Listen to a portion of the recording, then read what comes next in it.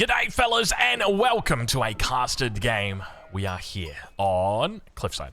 It took me a while. I was like, oh, I'm not sure what map this is. It's Cliffside, ladies and gentlemen. Welcome to 1v1. We are back at it again. We got ourselves some good civilizations. Let's get into it, ladies and gentlemen. On the south side of the map, in the color purple, playing as the Byzantines, it's Myriad. And on the north side of the map, in the color orange, playing as the English representing Team Elephant, it's Louis MT. Ladies and gentlemen, welcome to Cliffside. Is it a pleasure? It is a pleasure to have your company today. If you're enjoying this casted content, make sure you go ahead and leave a like on the video. That way I know whether I should make more 1v1 content, or if you don't leave a like, that's perfectly fine as well. But I'm just reminding you, because sometimes we forget. Now let's talk a little bit about these players. Currently, rank number 3 on the ladder. It's Louis MT up against rank 23 Myriad. Now, these guys, while they might be far away in rankings, they're not at all. Like that is incredibly close in rankings.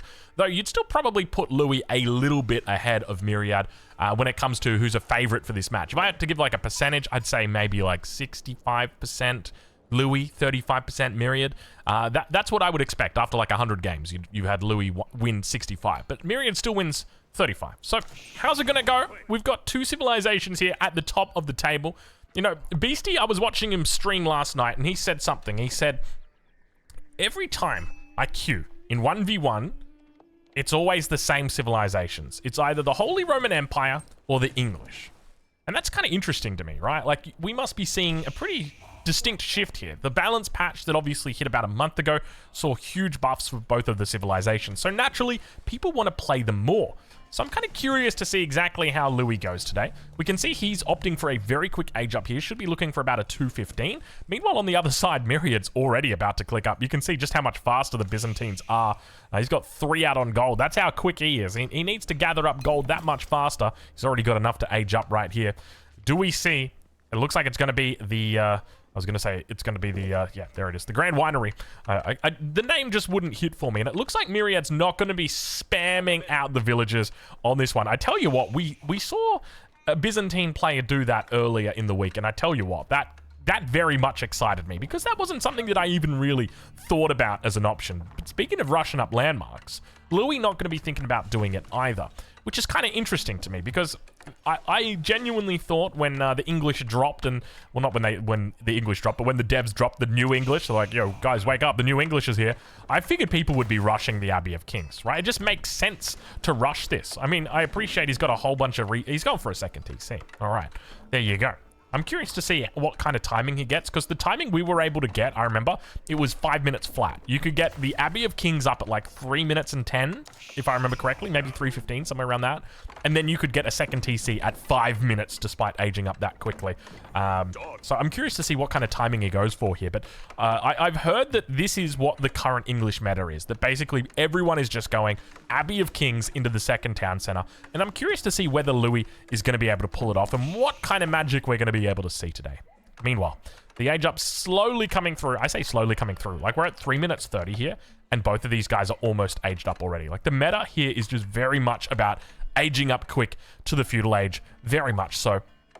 Still a couple of vills on gold, so probably going to be looking for a wheelbarrow upgrade, maybe a horticulture upgrade. Let's have a look. It's probably going to be a wheelbarrow, though. Wheelbarrow is just so much better when it comes to things like lumber, gathering lumber, wood, as it's called. And it is going to be a wheelbarrow upgrade. So, once again, we're seeing great dividends returned on the Grand Winery with that change, that they now have access to all the mill technologies as well. What a cool building, like, when you think about it, right? Like, has access to all of the religious technologies, and then also has access to all the mill technologies. It's kind of like a Mongol building in that regard, just has access to everything. But now we do see the Rax is going to be coming up. Let's check in with Myriad and see what his vision currently looks like, and what he's aware of, or whether he just knows that his opponent is going to be up to some cavalry shenanigans early on with that king. I suspect it's probably the latter of the two, though. We do now start to see Lament Knight going to be thrown in queue here. He's got a couple of villagers on gold here as well. Wants to protect them at the moment. Lumber Camp also going to be going up. Wouldn't be surprised to see a double broad axe coming through shortly. Lament Knight numbers going to start to build here. I suspect he's probably going to need at least 2 of them to defend. But we do see on the north side of the map that king is now finally out. Almost missed it right there. King is coming out. Going to look to try and charge, but not... Oh, he he didn't have it braced. What happened there? Was he moving or something? So he does get the charge, lands it on the Lametani. Wants to make sure he picks it off. He's got to be careful here. He's losing a lot of health. And oh my gosh, look at the damage that comes out from the Akritoy defenses. Beautifully timed there from Myriad, but unfortunately unable to pick it up. King survives on single-digit health, heads back to the base and says, I got myself a Lament, and I am pretty happy with that. Definitely not as good as like a villager kill would have been, and he probably could have gotten a villager kill after the amount of time he spent in there. I definitely don't think he expected it to take that long. 100 health on those bad boys, dude. They got double the health of a villager. Though I guess they do have, Vills have got the Akritoy defenses anyway. But, you know, the great thing about having a king is that you have to get an Abbey of the Kings. And the great thing about having an Abbey of the Kings is that it heals that bad boy right up. Have a look at that. He's going, we're going all the way here. Second town center's up. I didn't actually check the timing on this. Damn it. I kind of wish that I did. But going up with 7 Vills, it's going to be relatively quick. So I'd say like maybe around 5:20-ish, 5:15, somewhere around that region. I wonder if he knows that he can get it out quicker. You know, that's always one of the things that's interested me, is that like pro players are pros, not because they know the best build order, but just because they're absolute gods at the game, right? Like the decision making is incredibly good. For me, I have autism. And I have to find like the most efficient way to achieve something, which was why I was like very surprised by the Grand Winery when we saw it in that game, because I was like, I thought we found everything and we didn't find that, and I was really happy with what we found. And then the like 10 Vills on the Grand Winery comes through, and I was like, excuse me, did not expect this. Yeah, it's curious to see the kind of timings that other players are able to find though. But now, double Lametani coming out, going to be looking to chase away that king. Louis behind this, so he's gone into the double town center, and we start to see him adding in archery ranges. So I think to me, this says the plan is definitely feudal age. Only 3 Vills on gold. Definitely a big plan, or a long plan to stay inside that feudal age as well. We'll be looking for upgrades, so expect to see your eco upgrades first, then probably into, very nicely done. Once again, those Vills very happy to pull out their shivs, aren't they? Longbows now on the field as well. So already outnumbering the English longbows. We've got 1 longbow up against 5 for Myriad. But yeah, it definitely surprised me when we saw that. So there was a game that we casted recently. I think it was Byzantines up against Abbasid. And the Byzantine player put like 10 Vills on the landmark, the Grand Winery. Got it up at like 3 minutes and 5 seconds or something ridiculous. It was insanely quick. And then got really fast mercenaries out, and just, you know, for me, I was always looking at the mercenary rushes like I have to mercenary rush and grab the berries before I age up, or like while I'm aging up in the transition period. Like there's no world where I can take sheep to age up and then use the Grand Winery afterwards to gather the olive oil. So it was very I was shook. We'll say that much. But speaking of shook, have a look at this. The Vill will go down. He's got to be able to pick up a second one. And you can see the power of the Abbey of the Kings coming in right now. Like, this is why the Abbey of Kings is so damn good. Like, not only was this landmark giving you a free king, but then it offers you a healing service as well. Incredible stuff. And you know the wild part is, like, I remember reading a post, I think it was on the official forums, where people said it doesn't go far enough. Like, it should also act as a monastery. Could you imagine if this also acted as a monastery? No, stop it. It's good. It's good now. I promise you, it's very good now. The fact that they did that change, like that was kind of wild, man. I'm not gonna lie. They give you a free king, dude. A free king? That's kind of wild. So now we start to see a bit of the difference between these 2 longbows. So obviously we've got the English longbows here and the Byzantine longbows here.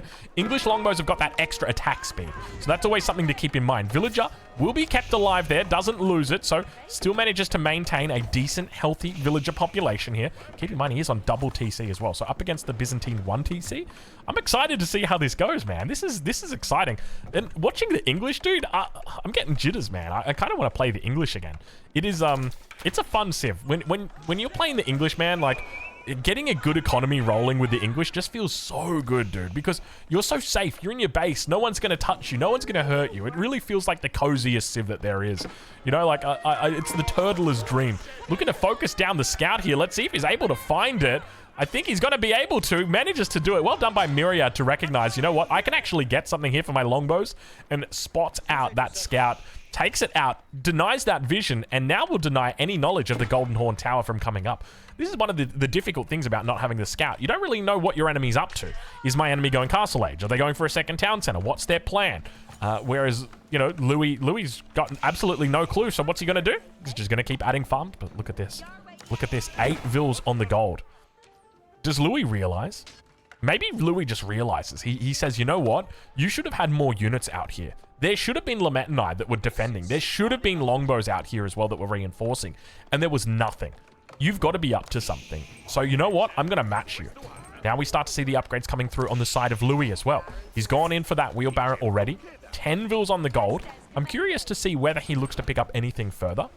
We also see that now coming back with the king, he's going to be training up a scout.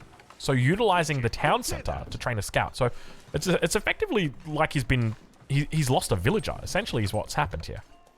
Nice little farming economy that's starting to build here. Important thing to note that instead of taking the berries, he's just going straight over to farms. And this is very intentional. And it's something that happens when you've got, you know, decent economic management, but sometimes as the English, you will have to take the berries. Maybe you want to clear out a little bit of space in your base. I know some players definitely feel that way. I'm one of those players, especially in FFA. It's like, I need this space for my base. Sorry, berries. You're going to have to go, even if you're suboptimal. But King comes out. Castle Age has been reached for Myriad.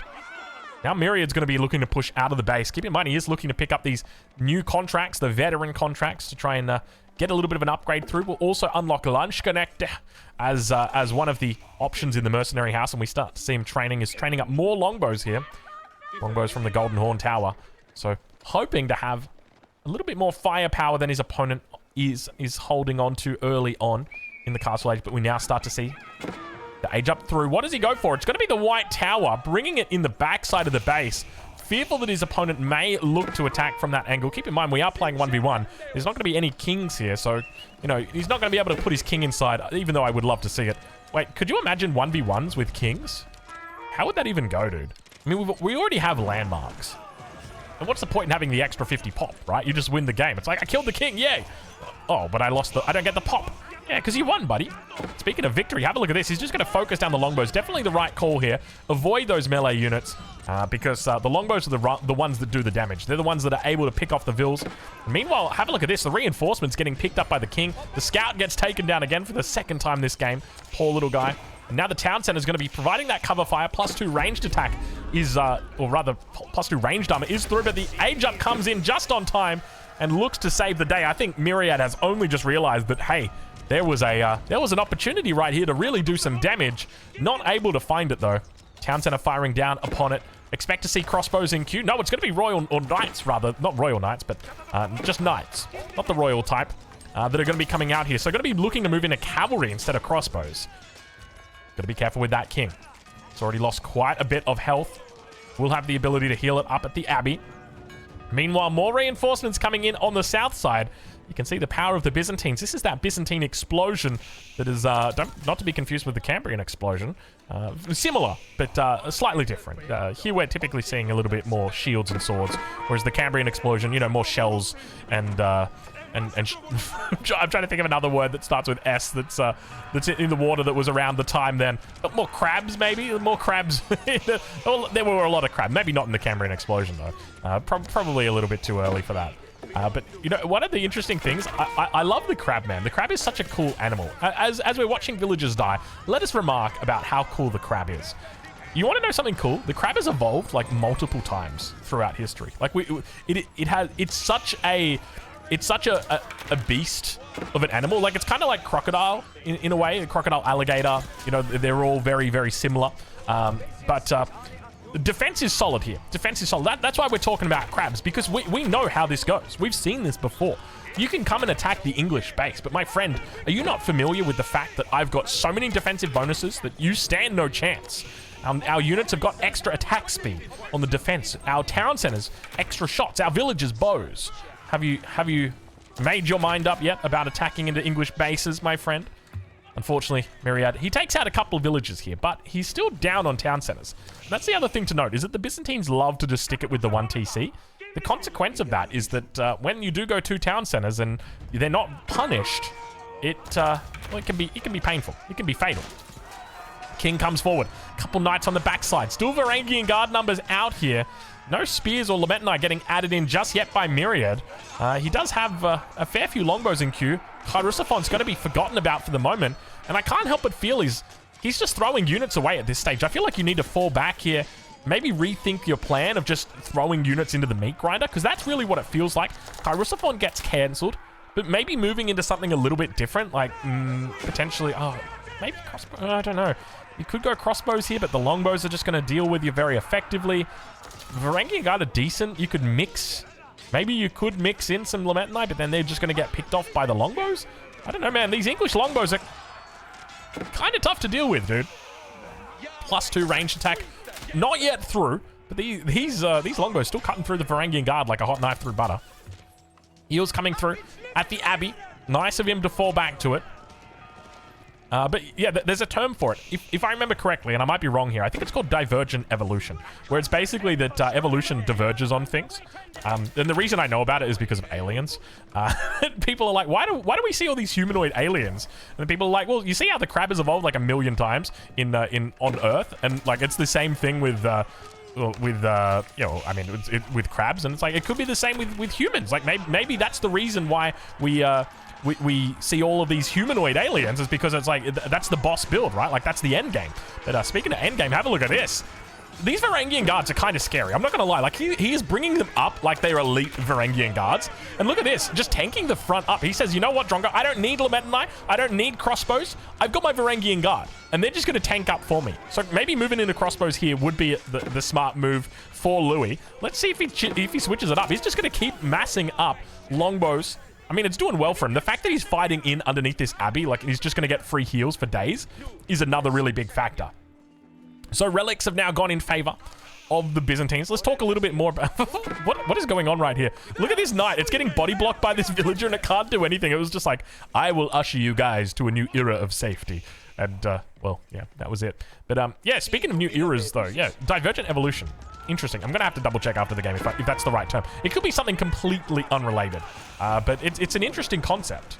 But, yeah, like, to explain the crab thing a little bit more, like, there's been different... Like, think of it like a family tree, right? There's been different families that have gone into crabs. Like, they are all teching into crab. Crab is overpowered. And I guess that's why we see it, right? Like, it's overpowered to be a crab.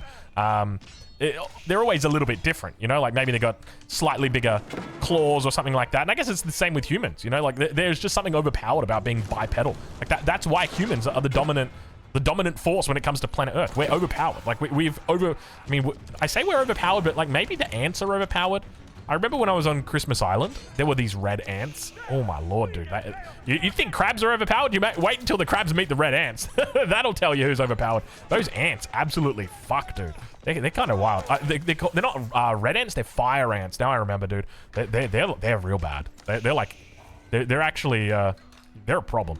They're a real problem. Anyway, that's enough talk about flora, fauna, all that good stuff. Let's focus a little bit on the game. Let's switch it over to income, get a bit of an idea of where the economies are at, because the villager advantage is still pretty in favor. But look at this. Speaking of villager advantage in favor, it's going to be heavily in favor right now as Louis picks up an insane amount of villager kills. Look at the bodies hitting the floor right there.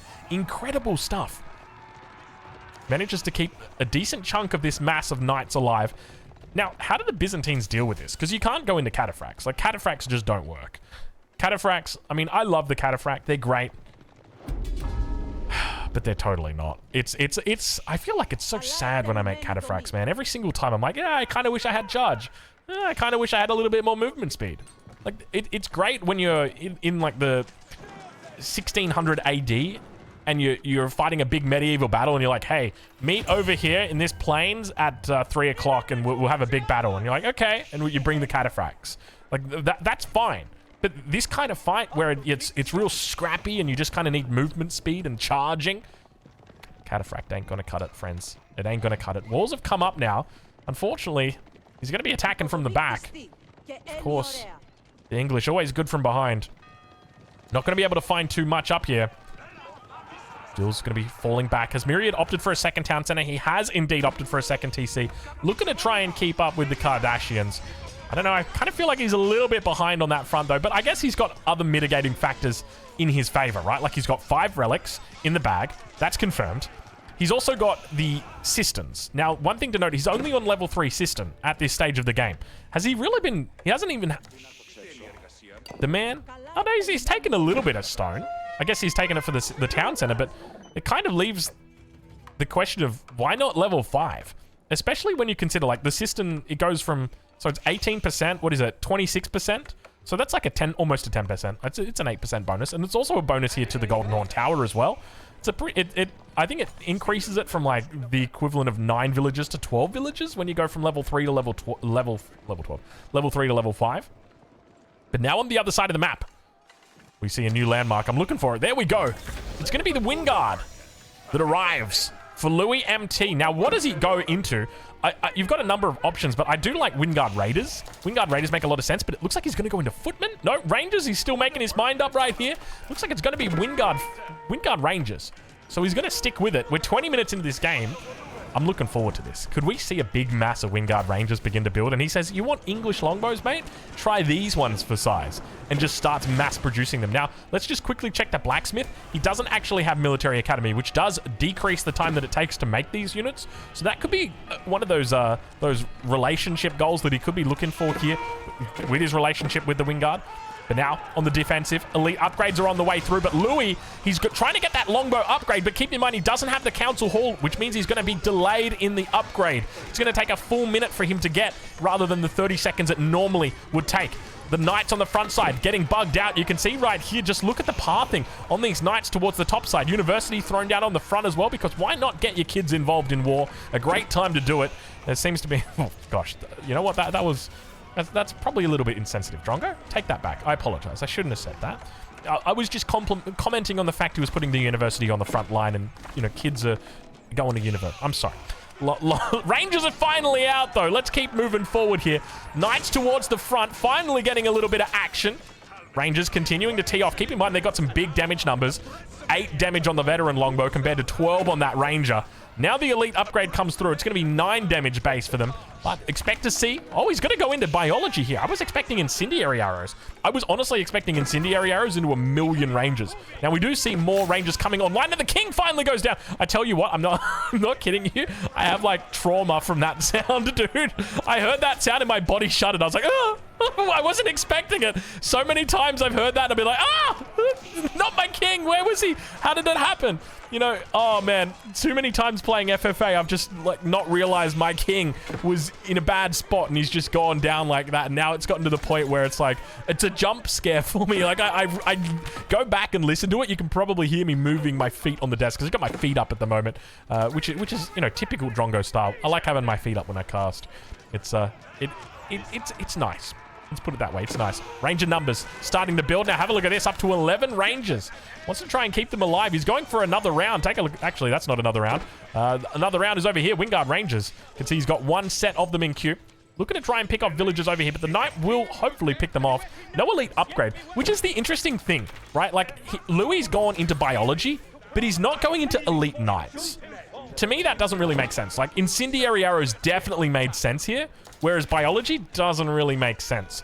If you're going into elite knights, then sure. But he's already gone into elite longbows.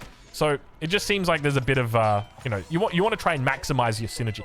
I don't know. Maybe he's just looking to get real tanky Castle Age knights. Maybe he's role-playing as the French and he's said, you know what? We're just going to get Castle Age knights with biology. That's cool. All right, Rangers starting to push forward. He's adding in more and more. We can see he's going to continue spamming through those Rangers right now. Now, I just want to check in with the blacksmith. You can see that he has yet to pick up military academy. That's going to significantly increase the production level, by the way, on those Rangers. But now, looks like that knight will go down.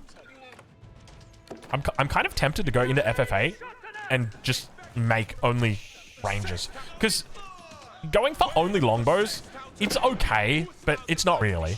Whereas Rangers, they've got that extra range on them, as the name would allude to, the extra range. Also more damage, also more health, just all-round better units.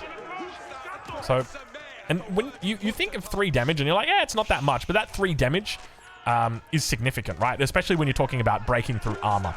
You know, because it could be 12 damage against, say, well, it's not 12 damage, it's like 15 damage after incendiary arrows. Let's wait for incendiary arrows to come through, and then we can talk about armor and all that. But like when you've got, say, like a gilded royal knight or something, I mean a gilded royal knight, a gilded knight, it can be very, very tough. But have a look at this. He is indeed switching into horsemen as well. So I think we might have the potential for cavalry to start coming through from that Wynguard that Wynguard palace. I had to double check there. I'm like, I think it's palace, but I'm not sure. Feels like everything's palace. Like you got the red palace, you got the Berkshire palace, and you got the Palace of Swabia. Like there's a lot of palace going on. I just wanted to make sure that I wasn't adding palaces unnecessarily. Have a look at that mango. You always you got to accentuate whenever there's a mango shot. Doesn't matter what the word is. You just got to be like, and he's coming through from the top rope. that doesn't even work. It's like, and watch out for the gold mine. Chongo, stop it. You're ruining the cast. You're making it cursed. But speaking of cursed, have a look at this. 18 damage coming in on those ranges right now compared to the 14 damage of the longbow. So you got a 4 difference in total. That's a pretty big difference. To note over the course of the game. And that's just got to be it. The Wynguard Rangers, way too strong. We get to see them fully upgraded. The Wynguard Rangers look to try and take out their enemy. They do so successfully. Ladies and gentlemen, go check out Myriad. I'll leave a link in the description of where you can watch him live. And those beautiful Rangers, well, they are something else, aren't they? They are just chef's kiss.